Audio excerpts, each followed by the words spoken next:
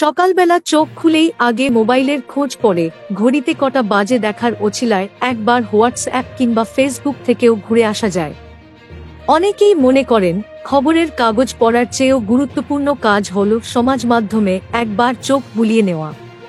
অভ্যাসবশত সেই কাজটি করতে গিয়েই একদিন হঠাৎ খেয়াল হলো হোয়াটসঅ্যাপের চ্যাট বাক্সে নতুন একটি গোলাকার চিহ্নের আমদানি। নীলচে বেগুনি রঙের এই চিহ্নটির নাম মেটা আই। কিন্তু তার কাজ কি? বেশ কিছুদিন ধরেই শোনা যাচ্ছে বাজারে এআই বা কৃত্রিম বুদ্ধিমত্তার আমদানি হতেই মানুষের মাথার দাম কমছে। শুধু মাথা কেন, গোটা একটি মানুষের বিকল্প হয়ে উঠেছে এই চ্যাটবট প্রযুক্তি।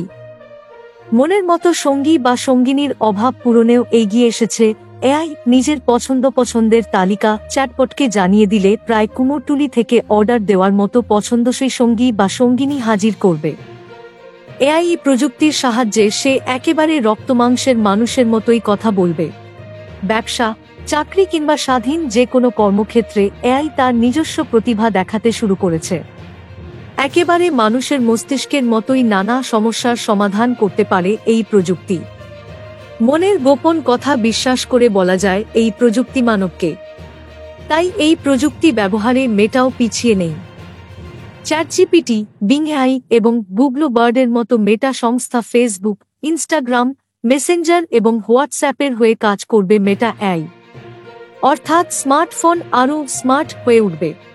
কোনো অজানা বিষয় মাথায় এলে গুগল সার্চে গিয়ে খুঁজতে যতটা সময় ব্যয় হয়, তার চেয়ে অনেক কম সময়ে নির্ভুল তথ্য ব্যবহারকারীর সামনে তুলে ধরবে এই চ্যাটবট। এআই জেনারেটেড ছবি তৈরি করতেও সাহায্য করবে এই প্রযুক্তি। মেটা এআই বর্তমানে ওই সংস্থারই নিজস্ব ল্যাঙ্গুয়েজ মডেল এলএলএম এর সাহায্যে হোয়াটসঅ্যাপ, ফেসবুক, মেসেঞ্জার কিংবা ইনস্টাগ্রামে কাজ করছে। প্রতিদিনের খুঁটিনাটি কাজ থেকে বৃহৎ বাজার পরিকল্পনা সবই সম্ভব এই প্রযুক্তির সাহায্যে। এমনকি স্ত্রীর মানভঞ্জন করতে পথে এগোনো নিরাপদ সেই খোঁজও এনে দেবে। মেটা এআই কিভাবে কাজ করে? হোয়াটসঅ্যাপ গ্রুপে বন্ধুরা একসঙ্গে ঘুরতে যাওয়ার পরিকল্পনা করছেন, সাহায্য করবে মেটা এআই চ্যাটবট।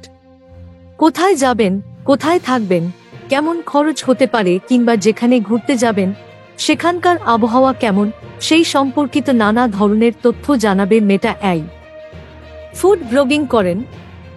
শহরে নতুন কোনো রেস্তোরাঁ চালু হলে সেই খোঁজও বাড়ি বসেই পেয়ে যেতে পারেন এখানে। আবার কল্পজগতে বিচরণ করা মানুষদের মস্তিষ্কে খানিক ধোঁয়া দিতেও সাহায্য করবে।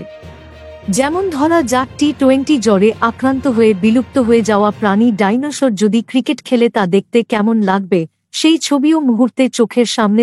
Thank you so much for watching. Subscribe our channel and press the bell icon for more updates.